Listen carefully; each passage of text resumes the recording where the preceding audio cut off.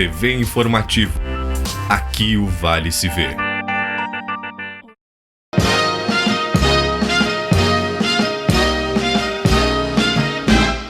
Senhoras e senhores, você sabia, novamente com vocês aí, isso muito nos honra. E nós vamos trazer mais uma vez o nosso amigo Dr. Décio Facchini. Eu sugeri ao Décio nós fazermos uma comparação entre as nossas cidades aqui do Brasil, que ele conhece muitas, e as cidades do Marrocos. E pode começar, Décio, conversando sobre a Casablanca. Antes de mais nada, quero agradecer a oportunidade da Rede Vale de Televisão. Vou falar agora um pouco, então, de Marrocos, a cidade chamada Casablanca. Casablanca é uma cidade grande que dá para se comparar tipo São Paulo, só que São Paulo tem 10 milhões de habitantes e Casablanca tem 6 milhões. É o centro financeiro e comercial do Marrocos. Por ali é que transita a Bolsa de Valores, a moda, o comércio, os bens e serviços que são de monta. Então, praticamente, a cidade de Marrocos concentra 10% da população de todo o país marroquino. Diga-se de passagem, Casablanca foi muito famosa pelos grandes artistas os americanos que lá começou a se rodar os filmes em 1942, em plena época da Segunda Guerra Mundial. Lá se tinha muita cultura, muita arte, muita dramaturgia. Casablanca é conhecido internacionalmente pelo seu nome, Casablanca, que lá existem as chamadas Casas Brancas. Né? Devido ao calor, principalmente. Devido ao calor, então, do deserto não, mas daquela região mais quente da África. Então, isso que é Casablanca. Me diz uma coisa, como se tu comparar Lajeado com Casablanca, claro, vamos deixar os tamanhos diferentes. A vida como o povo anda por ali. O povo em Casablanca tem certos costumes e tradições que são peculiares à cidade. Por exemplo, curioso, todas as cidades lá têm, nas casas, têm suas cabras, têm suas ovelhas. Mesmo dentro da cidade? Mesmo na frente das casas deles, é uma tradição, uma cultura. Então eles fazem a imolação, quer dizer, eles matam as ovelhas para comer a carne, né? É um tipo ritual de festa. No nosso interior também temos esse tipo de festa, fazem as festas, se reúnem. E na grande cidade lá, então, é feito isso aí, porque eles não comem determinadas carnes. Carne de suína, por exemplo, eles não comem. Então eles comem praticamente carne de ovinos, de cabras, de ovelhas, enfim. Eles não são de outros tipos de carne porque eles acham uma carne impura. Então a ovelha é todo o simbolismo que se tem da tradição religiosa, da imolação, quer dizer, é algo puro, sagrado, então eles comem. Então Casablanca se caracteriza como a maior cidade do Marrocos, e tem lá o maior centro religioso também do Marrocos. Tem a famosa mesquita, que quase de 200 metros de altura, ela está na margem do mar, então é muito linda, maravilhosa, aquelas grandes avenidas que tem Casablanca. E aquilo ali tem essa mistura que nós temos aqui no centro, com casas bem feitas, bem arrumadas, os arrabaldes, lá muita miséria, existe isso também? Eles têm uma parte antiga da cidade antiga e tem a parte nova que é mais comercial, existe o centro financeiro, os bancos, existe as grandes magazines, os grandes shopping centers. Então se instalam na cidade antiga, é praticamente onde é que fica as famosas Medinas. Mas permitires também, antes de entrar um pouquinho nas outras cidades também, eu gostaria de falar uma curiosidade que não encontrei em Marrocos, que é o famoso Estreito de Gibraltar. Esse estreito, ele separa a Europa da África, fica a uma distância de 14 quilômetros. Dias de sol, dá para se ver do lado da Europa, dá para se ver a África. É o primeiro país. Esse canal é que faz a ligação entre o Oceano Atlântico com o mar Mediterrâneo, tá? Esse canal é um fluxo que liga praticamente a América à Europa. Por ali passa centenas e milhares de navios por dia, por meses, tá? Isso aí foi um grande centro de estratégico militar da Segunda Guerra Mundial e de outras atividades. Tanto é verdade que nesse canal existe uma soberania internacional. A Inglaterra, ela tem jurisdição sobre esse canal que fica entre a Espanha e a África, o Marrocos. Tá? Uma curiosidade também que eu gostaria de ressaltar sobre o Estreito de Gibraltar é que ali existe um aeroporto que está no meio da cidade. Ele passa, a pista dos aviões cruza uma grande avenida, Churchill, tá? Então a Inglaterra tem seus aviões, baixam lá e dentro da própria cidade se tem um aeroporto. Se fosse aqui em Lajeado, por exemplo, cruzam um avião na Benjamin Constant. É estranho, é a única cidade do mundo que tem essa peculiaridade. É usada uma própria avenida para a descida de aviões. Com ruas, mas com mais largura que as nossas claro, ruas. É uma pista que comporta... No meio da cidade. Como era estrategicamente um ponto de segurança internacional, principalmente na Segunda Guerra Mundial, tá? Então aí se colocavam os fortes, os aviões desciam ali na Segunda Guerra Mundial para poder seguir rumo para os ataques. Então, e já que nós estamos no Estreito de Gibraltar, vamos dizer o que tem mais ali. Bom, vamos tem falar. Casa dos Curiosidade que tem o Estreito de Gibraltar é o encontro das águas que vêm do Oceano Atlântico com a água do Mediterrâneo. Como as duas têm temperaturas diferentes, a salinidade é diferente e os ventos também são de pontos extremos diferentes, dá um refluxo muito grande na água e muitos acidentes ocorrem por causa disso. Então a água mais profunda é mais quente, a superior é mais fria, então é um clima que realmente é lindo, um espetáculo. E quando se cruza o estreito da Espanha para o Marrocos, né? A gente vê a natureza, como é que formou esse grande canal. É um canal que é utilizado também para os grandes portos marítimos. Temos uma cidade chamada Tanger, que fica no lado marroquino, que habitualmente passa por ano, em média, 85 mil navios de carga por ano.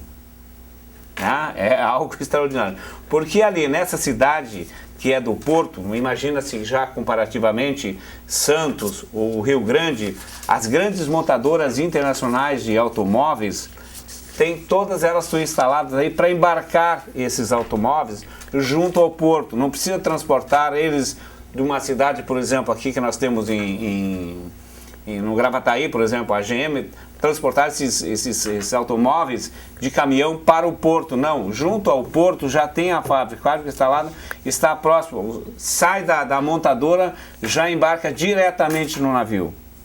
Então eles têm uma logística muito boa e esse porto de Tanger é o maior porto da África. Eles distribuem tudo quanto é tipo de alimentos, de materiais de indústria e comércio, tudo ali passa no porto de Tanger, que fica junto ao Estreito de Gibraltar. E quantas línguas eles falam lá? O Marrocos é rico em termos de linguagem. Por quê? Foram colonizados praticamente pelos franceses, espanhóis, ingleses, portugueses, né? E além disso eles falam o árabe, e aquele pessoal que vive no deserto, nas montanhas, eles falam uma outra língua, que é o berbere. 30% da população fala essa língua. Eles fazem do turismo também uma fonte de renda deles. Então, eles prezam muito o turista, eles respeitam o turista, eles dão boas-vindas ao turista. Não são arrogantes como muitos povos, que se não falarem a língua deles não atendem. Então, eles acolhem muito bem lá. Então, fomos muito bem recebidos E são vários idiomas que eles falam. Se quiser falar em alemão com eles, vão falar em alemão também. Eles são muito versáteis, porque foi um povo que conviveu com várias etnias, com várias raças. Foram dominados até 1957, com a independência deles, praticamente pelos ingleses. Então eles eram obrigados a ter várias línguas. Eu gostaria de falar também sobre uma cidade chamada Ceuta. Ceuta é uma cidade que está dentro do Marrocos e é espanhola. É curiosidade. Dentro do Marrocos tem uma cidade que tem soberania tipicamente espanhola. Para a gente poder entrar na cidade, tem que fazer todo o processo de imigração. Não pode entrar lá, toda ela é cercada. Então é um ponto estratégico que os espanhóis têm lá, tem os grandes fortes construídos ainda no século XV, século XVI, para pontos estratégicos de domínio militar que eles tinham. Então aquela cidade, quase 300 mil habitantes, são espanhóis que vivem dentro do Marrocos, mas todos eles cercados. Eles fazem o frente para o Estreito de Gibraltar. Então eles têm o domínio dentro do Marrocos. Como o Marrocos foi um país muito sacrificado pelos povos que exploravam eles, né? Chegou concomitante a ser dividido o Marrocos em 3 fatias. Uma parte que era dos ingleses, uma parte dos espanhóis, uma parte dos franceses. Então eles tinham o domínio de 3 países lá. Foram muito explorados. O Marrocos, na verdade, ele surgiu dos visigodos, dos etruscos. São povos milenares que viviam lá. Não tem nada a ver com os árabes. Nada. Eles entraram lá por quê? Tinham certas coisas, o Marrocos é rico, por exemplo, em determinados tipos de minerais, principalmente o fósforo, é o maior produtor de mineral chamado fósforo, tá? E lá tinha uma fonte de cava de exploração, então eles iam lá para extrair aquilo. Eles tinham uma tecnologia muito boa na época do couro, do curtimento do couro, então eles se serviam desse couro. Eles tinham também a famosa mata, famosa floresta dos cedros, a maior floresta do mundo de cedros, fica nas montanhas do Atlas, tá? Hoje é uma reserva internacional que só pode ser extraído mediante autorização do governo. Eu vou falar também um pouquinho sobre a capital, que é Rabat, é uma cidade que é praticamente administrativa e universitária. Então, as grandes universidades do Marrocos existem em Rabat. Tá?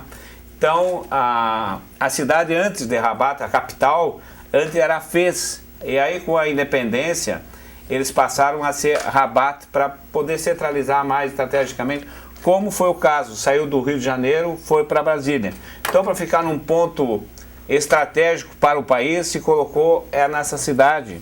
Assim ficou fácil a locomoção para um ponto do norte, o sul, o leste e o oeste do país. Mas eles têm ali vários idiomas que falam, né? Perfeito. Mas eles não têm o idioma deles? Não, tem o idioma oficial deles, que é o árabe. Eles falam o árabe. Que é oficial. E também agora o berbere também é oficial.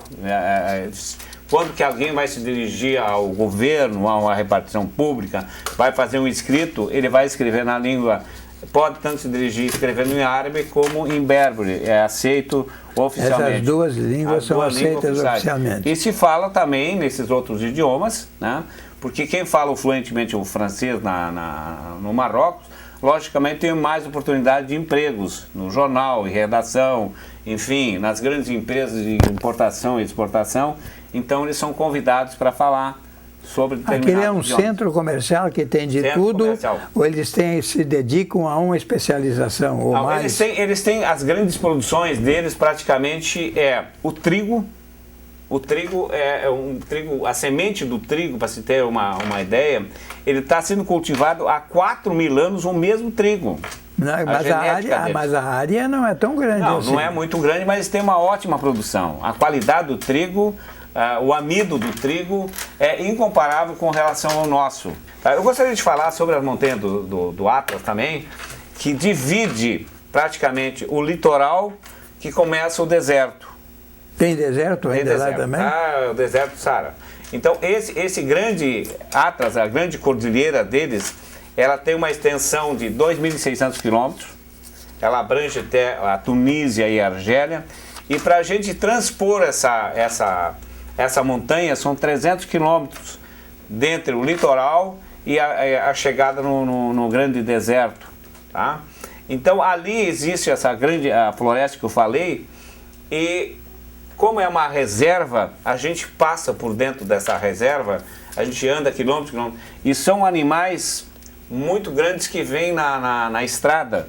O que nos chamou a atenção são os macacos, são macacos grandes que vêm com os filhotinhos para buscar. Os turistas geralmente dão banana, dão comida, né? E a gente às vezes tem que parar a caminhonete, o automóvel, para evitar de não atropelar nenhum deles, porque eles ficam com seus filhotinhos na barriga atirado ou nas costas, né? E andam correndo pela mata. A gente tira a fotografia, é lindo, maravilhoso de se ver a natureza ao ar livre desse jeito, tá? Vou falar também, se me permitirem, sobre uma cidade linda, maravilhosa, que se chama Guadassup. É onde se faz as grandes filmagens dos filmes que dizem respeito à Roma Antiga, à Grécia, o Egito, a Babilônia. Tudo é uma cidade de 100 mil habitantes que existe no Marrocos. Ela é altamente preparada para isso.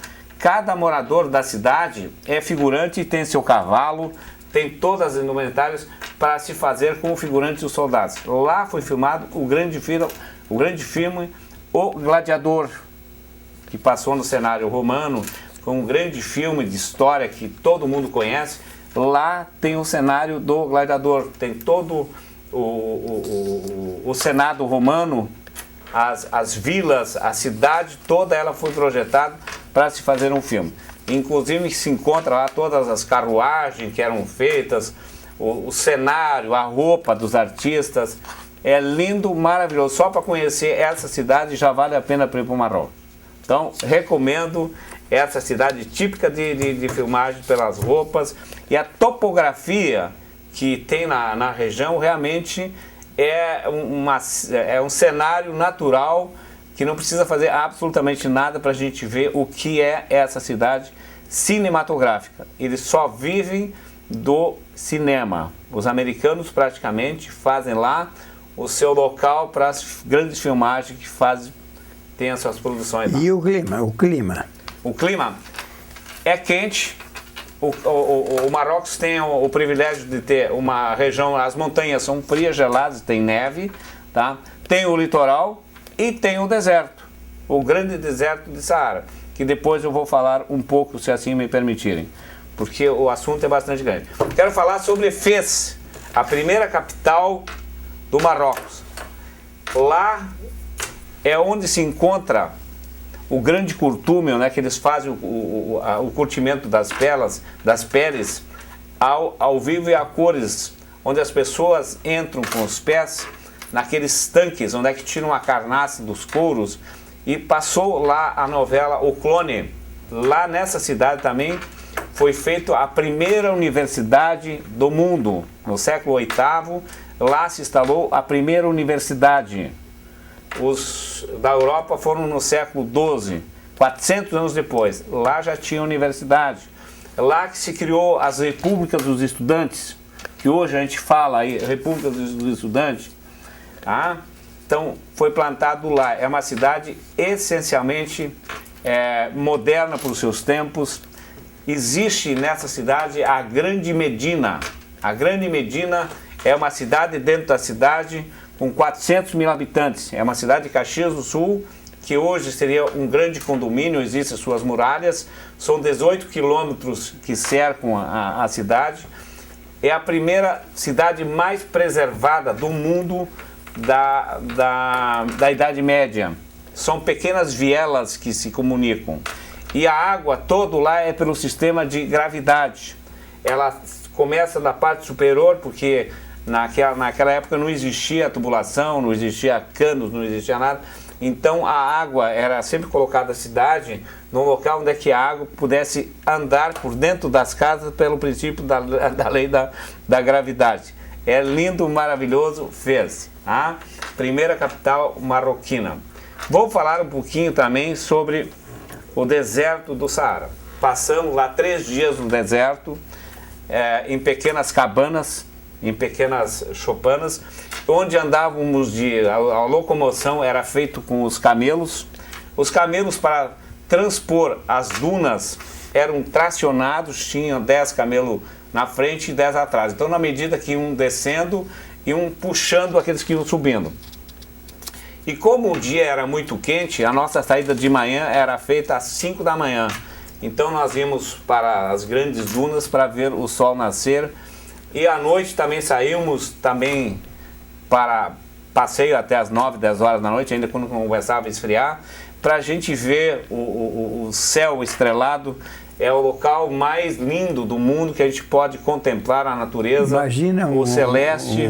Uma luz com areia e tu inventa de dizer Perfeito. que aquele é o cenário mais bonito do mundo. O único som que se ouvia à noite era dos animais que habitam a África, o rugido dos leões, de todos os animais que circungravitam.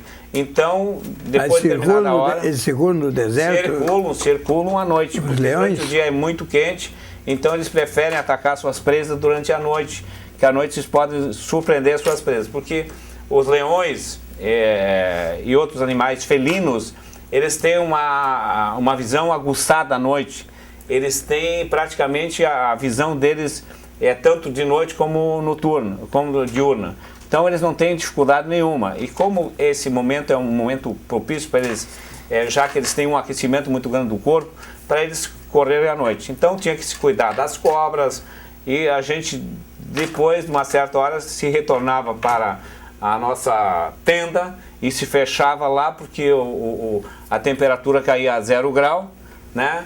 E as condições eram precárias. Então se comia lá pequenos tubérculos, raízes e algumas minhoca, frutas, barata. E eles matavam lá os bichinhos, macaquinhos e aqueles beijos. Aqui seria um preso para isso, mas é uma questão de sobrevivência, é tolerável que eles matem e depois a gente assava e comia. Então a comida lá era feita assim, não tinha outra alternativa, não tem refrigerador, não tem luz, não tem nada. E as feras não agrediam os que estavam dentro das barracas? Não, tinha guardas? Eles colocam, porque nós, seres humanos, não somos presa para o leão, o tigre, nós não representamos, nós não somos presa para eles. Eles só iriam nos atacar se nós fossemos atacá-los. Nunca, jamais eles iriam... Nós não somos comida para eles. Comida para eles são os outros animais. São as pacas, são os búfalos, enfim, quer dizer que se eu estiver passeando na África e tem uns leões por ali, eu posso passar no meio deles? Se tu não agredir eles, tu não é objeto de presa deles. Eles não vêm te atacar para te comer. Eles só vão te atacar se tu realmente agredir eles. Do contrário, não faz absolutamente nada. Nós somos imunes, tá? Eu vou falar um pouco sobre Marrakech. Também é uma outra cidade conhecida internacionalmente pelo glamour do esporte. Lá tivemos a final dos jogos americano do Atlético e Barcelona nessa cidade. É uma cidade muito conhecida, tradicional também. Mas o que nos chamou a atenção dessa cidade foi os chamados encantadores de serpentes, Oswaldo. Então tem uma praça central, onde é que é feito um círculo, e em torno existem os hotéis, restaurantes, e a gente fica, é tipo um estádio, que a gente fica vendo essas pessoas fazerem o encantamento das serpentes. Por volta de 10 horas de manhã, eles começam a fazer as apresentações do espetáculo. Então vem aquelas famílias do interior do deserto, com suas cobras, tá? Principalmente as najas, que dão em torno de 3 ou 4 metros de comprimento, e elas se levantam à altura quase 2 metros para dar o bote. Então vem o encantador de serpente, começa a fazer as manobras e elas começam a atacar. E no final do espetáculo, ele vai atrás da cobra e beija a cabeça, que é o ritual final que ele passou a dominar a cobra. Então por que ele faz isso? Ele faz isso porque essas cobras praticamente são cegas e surdas. Elas só se dirigem com a língua. O calor, elas se dirigem para atacar a vítima delas com a língua, com a sensação térmica da língua. Nunca, jamais, pela visão ou audição. Então ele sabe que a cobra não ela não ia ouvir nunca ele de trás e também não iria vê-lo. Então ele faz esse espetáculo, muito bonito. Os turistas no fim do espetáculo, então, descem ao átrio, vão também lá na praça, logicamente vão fazer brincadeiras lá com as cobras, já que tiram os dentes e as presas, né, porque evitar um pequeno acidente. E eu, inclusive, também tive o prazer de fazer encantamento de uma serpente, né? Tenho fotografias em casa, que eu peguei uma, inclusive, pelo pescoço, assim, uma coisa maravilhosa. Sem dente, eu não cobrei nenhum tipo de cachê lá para fazer a apresentação, né? Disseram que ela não tinha dente, aí eu fui lá e peguei mesmo. Tá? Eu gostaria também de falar sobre os costumes deles, a alimentação deles. Eles têm uma alimentação muito rica, principalmente de frutas tropicais, figos, laranjas, produtos cítricos. É que com o calor e uma terra muito fértil, principalmente no litoral, as frutas são abundantes, gostosas, maravilhosas. As carnes que eles produzem lá, principalmente de ovelhas, de cabras, também é um know-how que eles têm assim há séculos e anos de produção. E tem o savoir-faire. Eles sabem realmente preparar essas comidas que eles fazem. Então eu recomendo que as pessoas que um dia pensarem em conhecer um país maravilhoso, que conheça o Marrocos, que para mim é dentre os países mais lindos que eu já conheci, o Egito, a Turquia, a Grécia, e o Marrocos foi que mais me encantou. Pela diversidade que eles têm de clima, temperatura, o povo, os costumes, a religião. Outra coisa também que eu gostaria de, já que foi para fazer um pequeno comparativo entre um país e outro, cidades e outras, eles crescem, o PIB deles cresce 4 a 5% ao ano. Enquanto aqui no Brasil nós estamos desempregando gente, eles estão crescendo, porque o governo deles, as contas, não tem esse negócio de apadrinhamento, nomear o fulano, não. A empresa, o Estado é visto como uma empresa particular, ela tem que dar lucro, não pode estar no prejuízo. Se gasta exatamente o que tem, e é feito um programa, o governo que é dos reis, mas tem os primeiros ministros. Lá é reinado. Reinado. Então o Mohamed tem uma política de exatamente como ele não precisa ganhar as eleições todos os anos, ele é rei e se mantém no poder. Ele independe da vontade do político A, ou B ou C. Ele determina, olha, eu quero que seja feito assim e assim será feito. Não precisa estar dando cargos para um votar assim ou votar assado. Ele faz realmente o que é o melhor. Então, outra coisa que nos chamou a atenção lá é os automóveis deles. Como foi um país que foi colonizado agora, praticamente 60 anos que é independente, jovem o país, né? 60 anos. Nós estamos praticamente há 200 anos independente, em vez de progredir, estamos regredindo. Então, o Marrocos cresce a 4, 5% do PIB ao ano. O que eles fizeram? Todos os automóveis lá, praticamente, os táxis, eles compraram os automóveis da Alemanha, Mercedes, aquelas já que estavam fora de uso, que os alemães não queriam mais, então de 20, 30 anos, automóveis, todos eles a diesel, e faz o transporte público com baixo custo. Em vez de ter, que nem aqui em Lajeado, ou muitas cidades, que muita gente compra automóvel para status e para gastar, lá não, eles usam um automóvel utilitário, eles querem dar vazão ao transporte público. Então o automóvel lá cobra, por exemplo, um táxi, sair aqui da rodoviária até o centro, R$1, R$2. Aí ele chega no centro e já transporta alguém para o São Cristóvão. São Cristóvão transporta lá para Conservas. É o automóvel que fica rodando, ele não faz ponto. O ponto é onde é que ele está. E ele serve à população. Então, isso que é importante, que o trânsito de automóvel particular praticamente não existe. O que existe lá é uma grande frota de táxis. Ninguém precisa se preocupar de estar pagando o estacionamento, estacione, saber se roubou ou não roubou o automóvel. Então, assim, eu também gostaria, antes de concluir, eu tenho umas observações que eu gostaria de fazer aqui, que o Marrocos hoje é visto, tido e havido já como um dos grandes promissores do desenvolvimento da África. Por quê?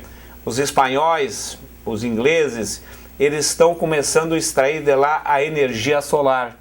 Como o grande deserto é uma fonte de energia solar, estão instalando lá todas as placas de energia e eles recebem 30% dessa energia produzida. E é um custo renovável, um custo zero para eles. Então eles têm uma riqueza do sol da energia. Outro fato também que eu quero falar também sobre a saúde pública deles. É proibido o álcool lá. O álcool é zero. Droga também. Portanto, lá eles não têm problema de drogas. Não tem problema de gastar dinheiro com bêbado. Tá? Então é um povo que pode ter outros problemas de saúde, mas não problema de saúde criado por eles mesmos. Então é um recado que eu quero dizer para quem está assistindo, tá? Que nós devemos às vezes olhar para esses povos que viveram milhares e milhares de anos e têm sapiência. Não é ao lado às vezes do modernismo, que muita gente está se chapando para cá e para lá. Lá não. Eles são realmente muito zelosos. Chegamos no fim do programa. Obrigado a todos pela atenção. TV Informativo.